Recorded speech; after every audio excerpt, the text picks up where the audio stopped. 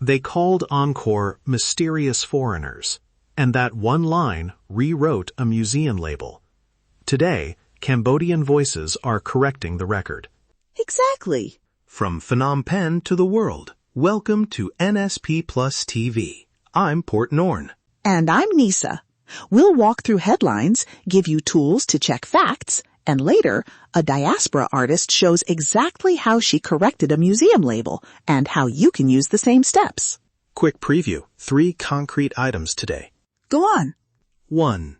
A national museum in Europe updated exhibit labels after Cambodian scholars flagged provenance errors. Important. That shapes what students learn. 2. A viral post on a popular image board last month misattributed Angorian reliefs to a neighboring region. I saw that floating around. People who've never been here accept it at face value. 3. An international fundraiser earlier this year aimed to help temple conservation, but did not consult local stewards. Good intent, poor results. That one hurt. Money matters, but so does who decides how it's used. We argue local expertise must set the record, not distance or good intention. That line matters, and we'll return to it during our Diaspora feature. Why this matters. Labels, posts, and fundraisers feed the public story. When the story is wrong, support, behavior, and education all drift off course. Right, and corrections work best when they're calm and evidence first. A guide in London spent an hour using photos and dates to update a confused tour group. By the end, they were asking better questions. Exactly. Small, patient interventions often beat loud rebuttals. That said... Wait, are you saying there's a place for public corrections and a place for private outreach? Yes. I'm not sure every correction needs a public call-out. Sometimes a private email to a curator fixes the record quietly. Other times, the falsehood is already viral and classroom ready. Then public clarification is necessary.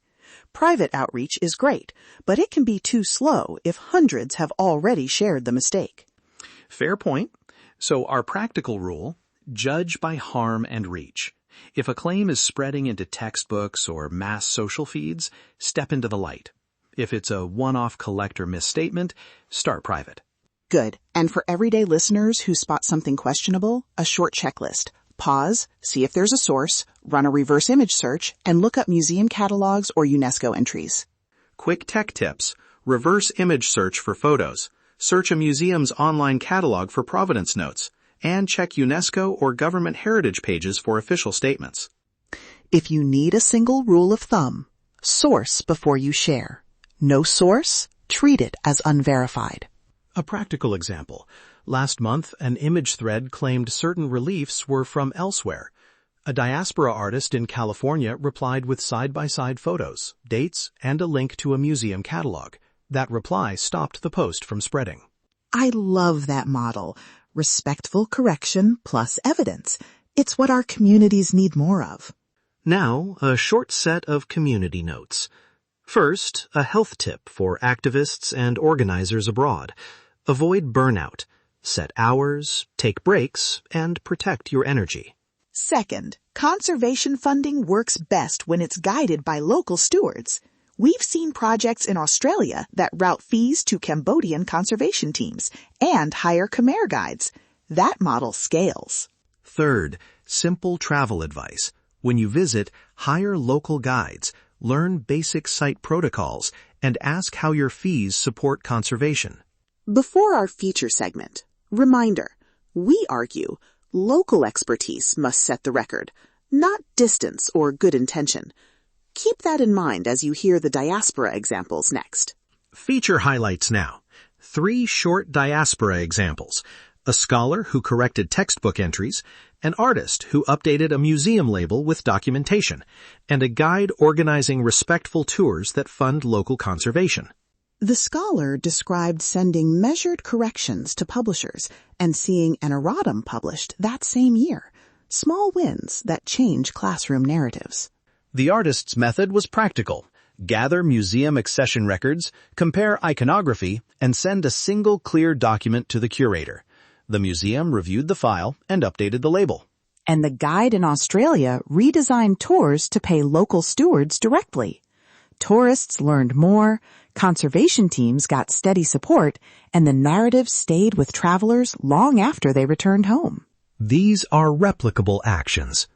If you are listening abroad, share verified sources, amplify Cambodian experts on social platforms, and prioritize funding that consults local communities.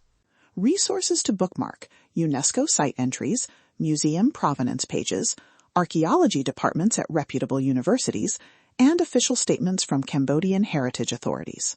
3 final actions to take today. 1. Verify before sharing. 2. Center local voices in fundraising and research. 3. Teach simple context, dates, origins, and why a site matters to Cambodians. We're grateful to the Diaspora scholars, artists, and guides doing steady correction work. If you have a story, send it in. We'll read comments and share practical follow-ups. Before we close, protecting heritage is about pride and respect, not confrontation. Keep corrections calm, evidence first, and centered on local expertise. The facts are clear. The evidence is undeniable. Stand with Cambodia. Subscribe to NSP Plus TV so you don't miss episodes where we break down stories simply and carefully. Share verified stories, support local experts, and send us your questions. Thank you for listening. Your news made simple. We'll see you next time. Stay curious, stay kind, and keep asking for the sources.